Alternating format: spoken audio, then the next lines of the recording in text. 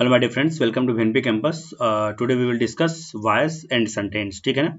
आज हम लोग दो टॉपिक को डिस्कस करने वाले हैं बालक। एक तो वॉयस है और दूसरा आपका वाच्य। ठीक है ना। देखिए हम लोग कितना टॉपिक डिस्कस करेंगे, वॉयस और सेंटेंस। देखिए जैसे कि पहला हम लोग डिस्कस करने वाले हैं वाच्य यानी कि वॉयस। ठीक है ना। देखिए वाच्य का अर्थ होता है बालक बोलने का विषय, या कह सकते हैं वाच्य उसे कहते हैं जिसमें इस बात का ज्ञान होता है कि वाक्य के अंतर्गत कर्ता, कर्म या भाव में से किसकी प्रधानता होती है। वाच्य में बालक आपको तीन चीजों के बारे में जानना बहुत नेसेसरी है। एक तो है कर्ता, दूसरा है कर्म, तीसरा है भाव। ठीक है ना। तो कर्ता के बारे में जानना है, कर्म के बारे में जानना है और भाव के बारे में जानना है। जिसमें कर्ता की प्रधानता होगी कृतवाच्य, जिसमें कर्म की होगी वो कर्मवाच्य, जिसमें भाव की होगी वो भाववाच्य। ठीक है ना। देखिए जैसे देखिए मतलब वाच्य के तीन भेद होते हैं। ठीक है ना। एक होता है कृतवाच्य, दूसरा होता है कर्मवाच्य, तीसरा होता है भाववाच्य। ठीक, आइए एक एक करके हम डिस्कस करते हैं। जैसे कर्तवाच्य में क्या हो जाएगा कि जिस कह सकते हैं कि क्रिया के जिस रूप में कर्ता प्रधान हो, बात समझिए, जिसमें हम कर्ता की प्रधानता को दिखाएं और कोई कोई प्रधानता ना हो। ठीक है ना। जैसे कि राम खाना खाता है, इसमें देखिए जोर किस पर पड़ रहा है, सब्जेक्ट यानी कर्ता पर पड़ रहा है। ठीक, सीता खाना खाती है, देखिए सीता पे कर्ता पे असर पड़ रहा है। मोहन किताब पढ़ता है, मोहन पे असर। मोहिनी किताब पढ़ती है तो कर्ता पे असर। सीधे समझिए जिसमें कर्ता का प्रधानता हो, कर्ता की प्रधानता हो, उसको हम लोग बोलते हैं कृतवाच्य बोलते हैं। ठीक है ना। आगे देखिए जैसे दूसरा टॉपिक वाला कर्मवाच्य कि क्रिया के जिस रूप में कर्म प्रधान होता है। देखिए इसे राम द्वारा लेख लिखा गया है, या ऐसे समझ लीजिए कि कर्मवाच्य को पहचानने के लिए मैक्सिमम आपको द्वारा मिलेगा। ठीक है ना। ऐसे समझ लीजिए कि राम द्वारा लेख लिखा गया, सीता द्वारा लेख लिखा गया, पुस्तक पढ़ी गई। मैंने पुस्तक पढ़ा नहीं है, पुस्तक पढ़ी गई। अच्छा, राम द्वारा लेख लिखा गया, इसको हम इसका कृतवाच्य कैसे बना सकते हैं बताइए। हम ऐसे बना सकते हैं कि राम ने लेख ये लेख लिखा है। देखिए ये कर्मवाच्य हो गया। ठीक है ना। अब यही मैं बोलूँ कि राम के द्वारा लेख लिखा गया है तो आपका कर्मवाच्य हो गया। तो इसमें मैक्सिमम आपको द्वारा मिलेगा। ठीक है ना। क्लियर है। अब आगे देखिए हम लोग भाववाच्य में। देखिए जिस वाक्य में कर्ता और कर्म की नहीं बल्कि भाव की प्रधानता होती है, जैसे राम से चला नहीं जाता, इसमें मैक्सिमम यही आ जाएगा। देखिए जैसे चला नहीं जाता, बोला नहीं जाता, खाया नहीं जाता, सोया नहीं जाता। ठीक है ना। जैसे तो ऐसे सेंटेंस क्या होगा, मैक्सिमम देखिए नहीं जाता, नहीं जाता, ऐसे कार्यक्रम करके आएगा तो आपका हो जाएगा भाव वाच्य। क्लियर है। आई होप आपको वाच्य समझ में आ गया होगा। एक छोटा सा टॉपिक है, कोई इसमें बड़ी बात नहीं है। ठीक है ना। और वाच्य यही देखिए कर्ता अगर रहेगा तो कर्ता, देखिए इसमें ऐसे बोलूं कि राम ने या राम खाना खाता है कृतवाच्य हो गया। मैं ऐसे बोलूं कि राम द्वारा खाना खाया गया। अब ये देखिए कर्मवाच्य हो गया। ठीक है। अब ऐसे बोलूं कि राम से खाना खाया नहीं जाता, खाना खाया नहीं जाता। ठीक है। ये आपका हो गया भाववाच्य हो गया।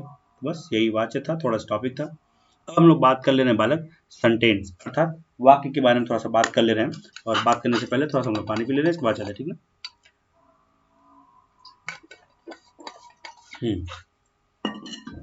आगे देखिए जैसा कि अब इसकी परिभाषा की अगर हम बात करें बालक, तो सार्थक शब्दों का ऐसा समूह जो व्यवस्थित हो तथा कोई अर्थ देता हो। देखिए पहली बात यह है कि वाक्य कोई भी हो और वो उसका क्या होना चाहिए, अर्थ स्पष्ट होना चाहिए। ठीक है। अगर वो मीनिंगलेस है अर्थात मीनिंग रहित है तो वो वाक्य नहीं होगा। ठीक है ना। और शब्दों से मिलकर ही वाक्य का निर्माण होता है। ठीक है ना। शब्दों से मिलकर ही वाक्य का निर्माण होता है। आगे देखते हैं हम लोग। अब बात करें बालक अगर हम लोग पार्ट्स ऑफ सेंटेंस की यानी कि उसके भाग की, तो दो भाग होते हैं। ठीक है ना। एक होता है उद्देश्य और दूसरा होता है विधेय। एक क्या होता है, उद्देश्य होता है, दूसरा क्या होता है, विधेय होता है, जिसको हम लोग इंग्लिश में सब्जेक्ट कहते हैं और इसको हम लोग प्रेडिकेट कहते हैं। क्लियर है। अब देखिए विधेय की जो शुरुआत होती है बालक वो क्रिया से होती है। ठीक है ना। और जितना भी सब्जेक्ट के रूप में आता है, जैसे मैं, तुम, हम, वह, वे, ये सबके सब आपको उद्देश्य के अंतर्गत आ जाते हैं। जैसे मैं ऐसे लिखूं कि मैं खाना खाता मैं खाना खाता हूं। देखिए, तो मैं इसमें तो हो गया आपका कर्ता, और बाकी जितना हो गया आपका ये सब हो गया विधेय। ठीक है ना, और यहाँ से इसकी शुरुआत हुई है, इसीलिए क्या हो जाएगा, ये विधेय हो जाएगा। क्लियर है इतना? चलिए आगे देखते हैं। अब विधेय मैंने आपको बता ही दिया, यहाँ ये सब्जेक्ट नहीं रहेगा, प्रेडिकेट रहेगा। ठीक है, देखिए उद्देश्य के विषय में जो कुछ कहा गया उसे विधेय कहते हैं। देखिए बिल्कुल, जैसे मैंने बोला कि राम दिल्ली जा रहा है, राम दिल्ली जा रहा है। देखिए राम के बारे में ही तो बताया जा रहा है ना कि दिल्ली जा रहा है। ये जो है उद्देश्य के बारे में बताता है। अब देखिए ये पूरा बात बताई जा रही है, किसके बारे में बताई जा रही है, राम के बारे में बताई जा रही है कि राम दिल्ली जा रहा है, तो ये आपका हो गया विधेय, और राम क्या हो गया आपका उद्देश्य हो गया। क्लियर है? तो आई होप आपको उद्देश्य और विधेय समझ में आ गया होगा। नेक्स्ट देखते हैं।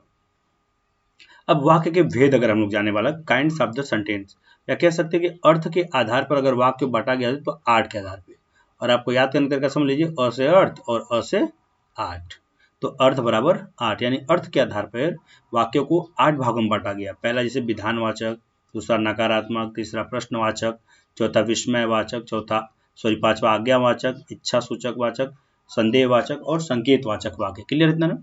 आइए हम लोग एक एक करके हम लोग इन सब के बारे में हम लोग जानकारी इकट्ठा करते हैं। ठीक, जैसे पहला अगर है विधानवाचक, जिसको इंग्लिश में हम लोग बोलते हैं अफर्मेटिव, या कह सकते हैं जिसे एक स्टेटमेंट कहा जाए, एक कथन कहा जाता है।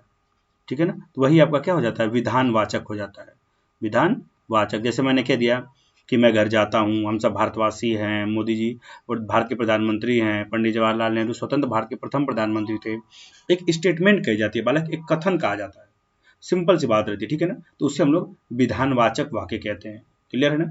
या देखिए मैंने एग्जाम लिखा भी है कि जिन वाक्यों में क्रिया के करने या होने का सामान्य कथन हो, स्टेटमेंट की बात की जाए बालक, उसको हम लोग बोलते हैं विधानवाचक वाक्य। क्लियर है इतना? आगे देखिए, अब बात करें अगर हम लोग नकारात्मक की, तो बिल्कुल इसमें आपको आएगा नहीं। जिस वाक्य में नहीं या न करने का बोध हो, तो आप समझ जाइए कि वो क्या है, नकारात्मक है। जैसे कि वह खेल नहीं सकता, मैं आज घर नहीं जाऊंगा, वह बाजार नहीं जाता है, मैं आज नहीं सोऊंगा, या मैं कभी नहीं इसको करूंगा। देखिए कभी नहीं भी जो होता है बालक ना, कभी नहीं, ये भी निगेटिव वर्ड है। ठीक है ना, तो जिससे आपको नहीं का बोध होता है, तो वो आपका हो जाएगा नकारात्मक वाक्य। क्लियर है इतना? समझ में आ गई बात? नेक्स्ट देखिए, अब बात करें अगर हम लोग बालक प्रश्नवाचक की, तो बिल्कुल जिससे हम लोग प्रश्न पूछने का कार्य किया जाता है। किसका कार्य किया जाता है? प्रश्न पूछने का कार्य किया जाता है। जैसे तुम कहाँ जा रहे हो, वह कहाँ रहता है, वह क्या करता है, मैं क्या करता हूँ, वो क्यों सोता है, वो राम ने उसे क्यों पीट दिया, जिसमें बेसिकली आपको कहें बालक WH वर्ड, या कब, कहाँ, कैसे, ये सारे जितने भी वर्ड आए बालक, और जिससे प्रश्न पूछा जाए, क्या पूछा जाए, प्रश्न पूछा जाए, तो समझ जाए कि वहां पर प्रश्नवाचक वाक्य है। क्लियर है ना? चलिए आगे देखते हैं हम लोग। देखिए विस्मय सूचक कह रहा है बालक, जिसको हम लोग इंग्लिश में एक्सक्लेमेटरी कहते हैं। देखिए जिनमें प्रसन्नता की बात आए, आश्चर्य की बात आए, घृणा की बात आए, शोक की बात आए। देखिए अब ये अचानक से आ जाता है। ठीक है ना, जैसे हम बोले अरे इतना बड़ा फल, मैंने एक छोटा सा फल देखा था और जीवन में एक बड़ा सा फल देख लिया, मेरे मुंह से तुरंत निकल गया अरे इतना बड़ा फल। कोई मनोहर मैंने दृश्य देख लिया अगर, तो मैं बोलते हैं कि आहा कैसा, कितना सुंदर है। ठीक है ना, या हाय क्या हो गया, अचानक कोई सुनते हैं हम लोग किसी बात को, तो जो एक्सप्रेशन अचानक जो भाव उत्पन्न होते हैं बालक, वो आपको कह सकते हैं विस्मय वाले हैं। क्या है? विस्मय वाले हैं। क्लियर है ना? जिसमें घृणा हम लोग बोलते हैं छी छी। ठीक है ना, रास्ते में चलते वक्त अगर पैर गोबर में पड़ जाता है तो हम लोग क्या बोलते हैं, छी छी। या किसी कीचड़ या मिट्टी में पड़ जाता है तो अचानक से क्रिएशन आती है मन में। ठीक है ना, तो हम लोग बोलते हैं ऐसा। तो जो अचानक से आता है और इसका साइन रहता है बालक, इसमें इसको ना एक्सक्लेमेशन साइन बोलते हैं हम लोग, इसमें आदि सूचक चिन्ह बोलते हैं इसको। ठीक है, इस वाले को। आगे देखिए हम लोग, अगर नेक्स्ट बात करें बालक अगर हम लोग, तो आज्ञावाचक, जिसको हम लोग इंपरेटिव सेंटेंस भी कहते हैं इंग्लिश में। आज्ञा सूचक का क्या मतलब हो गया, जिसमें वाक्य आज्ञा या अनुमति का बोध कराता हो। आप अक्सर याद करिए, क्लास में बैठे रहते हैं आप और टीचर आपको कहता है खड़े हो जाओ, बैठ जाओ, खड़े हो जाओ, बैठ जाओ, तुम यहाँ से बाहर चले जाओ, इधर आओ। ठीक है ना, तो ये सब सारे सेंटेंस कैसे हो जाएंगे बालक, वो हो जाएंगे आपको आज्ञावाचक वाक्य। क्लियर इतना? किसी को डाउट इतने में नहीं है?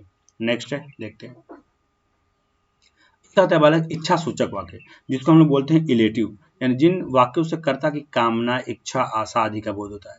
अक्सर देखिए जितने भी बड़े लोग हैं जब हमको आशीर्वाद देते हैं, ठीक है ना, देखिए आशीर्वाद हम लोग ऐसे लिखते हैं, आशीर्वाद देते हैं तो समझिए कि वो इच्छा सूचक वाक्य, ठीक है ना। जैसे जन्मदिन मुबारक हो, जिसमें लोग बधाई देते हैं, तो जितना भी आशीर्वाद जो लोग देते हैं, जो लोग बधाई देते हैं, ठीक है ना, वो सबका सब किस में आ जाता है? इच्छा सूचक वाक्य में आ जाता है, इच्छा सूचक वाक्य में आ जाता है।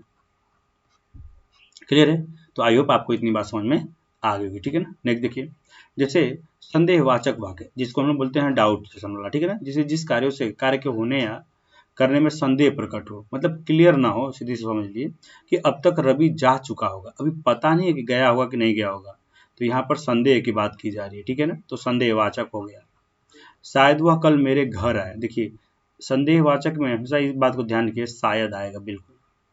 अब देखिए से वर्षा हो चुकी होगी, हुई है कि नहीं ये पता ही नहीं, या कह सकते हैं ना कि प्रेजेंट परफेक्ट की बात अगर ज़्यादातर की जाए तो समझ लीजिए कि वो संदेहवाचक वाक्य हो जाएगा, ठीक है ना। जैसे हो चुकी होगी, किया होगा, घर गया होगा कि नहीं गया होगा, ठीक है। नेक्स्ट देखिए, अब बात आती है बालक संकेतवाचक वाक्य की, जिसको हम लोग कंडीशनल सेंटेंस बोलते हैं।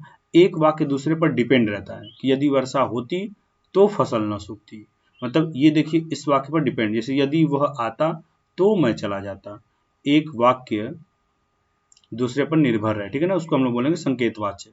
क्लियर है? अब देखिए बालक, एक आता है रचना या बनावट के आधार पर। तो रचना या बनावट के आधार पर तीन प्रकार का होता है, ठीक है ना, सिंपल सेंटेंस, कंपाउंड और कम्प्लेक्स। यानी पहला है साधारण वाक्य या सरल वाक्य, जिसको हम लोग सिंपल सेंटेंस कहते हैं, जिन वाक्यों में एक ही क्रिया होती है, देखिए जिसमें सिर्फ और सिर्फ एक क्रिया हो, उसे हम लोग बोलते हैं साधारण या सरल वाक्य। जैसे लता ने गीत गाया, देखिए गाया, खा गया, खेलेगा, लगाया, सिर्फ और सिर्फ इसमें एक ही क्रिया है, ठीक है ना, एक ही क्रिया है, तो ये आपका हो जाएगा साधारण या सरल वाक्य हो जाएगा, ठीक। अच्छा, अब देखिए दूसरा है संयुक्त वाक्य यानी कंपाउंड सेंटेंस, जिन वाक्यों में दो या दो से अधिक सरल वाक्य, जैसे देख समझिए यहाँ से हमने एक सरल वाक्य लिखा और यहाँ से हमने एक सरल वाक्य लिखा और इसको बीच में कनेक्टर आ जाता है यहाँ पर, तो यहाँ पर आएगा जैसे जो आ गया, क्योंकि आ गया, जैसा आ गया, वैसा आ गया, तैसा आ गया, जो वहीं आ गया, जब तक, अगर, यहाँ, वहाँ, तो, या कह सकते हैं और, एवं, तथा, पर, परंतु आ जाए तो संयुक्त वाक्य हो जाएगा बालक। जैसे राम बाजार गया, देखो एक सरल वाक्य हो गया, दूसरा संतरे लाया, दूसरा सरल वाक्य हो गया, जोड़ा कौन इसको है? और ने जोड़ा है। राम पढ़ो और सो जाओ, देखिए यहाँ पे और जोड़ा है, सो जाओ एक तो सरल वाक्य, राम पढ़ता है एक सरल वाक्य, श्याम घूमता है एक सरल वाक्य, दोनों को जोड़ा कौन है? और सरल वाक्य क्या था? जिसमें एक ही क्रिया हो, देखिए पढ़ना एक क्रिया, घूमना एक क्रिया, दोनों को ऐड किया है और ने। जैसे यहाँ पहले खाली मैदान था परंतु, देखिए एक सरल वाक्य हो गया, अब घनी बस्ती सरल वाक्य हो गया और इसको जोड़ा बीच में परंतु, वो बाजार गया और उसने संतरे खरीद लाए, इसमें आपको क्या जोड़ा? सिर्फ एक सरल। सीधे समझिए आप इसको, एक सरल वाक्य रहेगा यहाँ पर, ठीक है, और ऐसे, और यहाँ पर भी रहेगा सरल वाक्य जो कंप्लीट हो गया, मतलब दो सरल वाक्य को जो कोई कनेक्टर जोड़ेगा वो आपका हो जाएगा, दोनों किसी दूसरे पर डिपेंड नहीं रहेंगे, ठीक है ना, दोनों अपना अलग अलग। देखिए देखिए जैसे राम बाजार गया, अपने आप में एक सेंटेंस पूरा हो गया, कंप्लीट हो गया, कोई दिक्कत नहीं। संतरे लाया, कंप्लीट हो गया, और उसको जोड़ने वाला कौन है? कनेक्टर है, ठीक है ना, कि जैसा करोगे वैसा भरोगे। देखिए जैसे मैं बोलूँ यहाँ पे कि जैसा, देखिए जैसा करोगे वैसा भरोगे, ठीक है। अब देखिए जैसा आ गया तो आपका ये भी क्या हो गया? संयुक्त वाक्य हो गया, ठीक। आगे देखते हैं।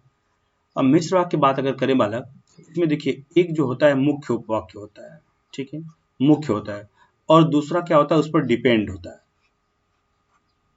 जैसे कि प्रधानाचार्य ने कहा कि कल वार्षिक महोत्सव मनाया जाए, उसने कहा, अब भाई क्या कहा ये तो क्लियर ही नहीं है, कनेक्टर की दिया हुआ, ठीक है ना, कि कल वार्षिक उत्सव मनाया जाएगा। वह कौन सा क्षेत्र है जहां मानव ने अपने कदम नहीं रखे? कौन सा क्षेत्र है पूछा गया। इसके बाद भाई इसके आगे जब तक न बोला जाए तो क्या मतलब है? तो सीधे समझिए, एक वाक्य होगा जो दूसरे वाक्य पर निर्भर होगा, यहाँ पर जो वाक्य लिखा जाएगा वो निर्भर होगा। क्लियर है? अगर निर्भर नहीं रहेगा तो प्रॉब्लम है, ठीक। तो अगर निर्भर रहेगा तो वो आपका हो जाएगा मिश्र वाक्य। कौन सा हो जाएगा? मिश्र वाक्य हो जाएगा। क्लियर है? क्या हो जाएगा बालक यहाँ पे? मिश्र वाक्य हो जाएगा। देखिए अब मैं अगर बात करूँ सीधे से समझ लीजिए, सरल वाक्य क्या होता है? जिसमें एक क्रिया होती है, ठीक है ना, वो अपने आप में आजाद रहता है। दूसरा की अगर हम बात करें बालक संयुक्त वाले की, संयुक्त वाक्य, ठीक है ना, या कंपाउंड जिसको हम लोग कहते हैं, ठीक है, संयुक्त वाक्य जिसको हम लोग कहते हैं कंपाउंड कहते हैं। इसमें क्या होगा? एक सरल वाक्य देन दूसरा सरल वाक्य, ठीक है ना, और बीच में रहेगा कनेक्टर। अब देखिए अब बात करें अगर हम लोग मिश्र वाक्य की, तो इसमें क्या होगा? यहाँ पर एक मुख्य वाक्य होगा और यहाँ पे होगा तो जरूर, लेकिन क्या होगा? ये लोग देखिए डिपेंड होंगे। यहाँ पर क्या होंगे? एक दूसरे पर निर्भर होंगे। जैसे कि राम ने कहा, मैंने ऐसे बोला राम ने कहा। अब भाई आप सोचते हैं क्या कहा होगा, तो जाहिर सी बात है कि अगला सेंटेंस डिपेंड कर रहा है, निर्भर कर रहा है, ठीक है ना। तो जब निर्भरता की बात आएगी बालक, तो समझ जाइएगा आप वहाँ पे कि सेंटेंस क्या चीज़ है, कि वहाँ पर है मिश्र वाक्य। क्लियर है? तो चलिए आज के लिए बस इतना ही। Thank you, have a nice day. Channel पर नए तो लाइक एंड सब्सक्राइब करना ना भूलें।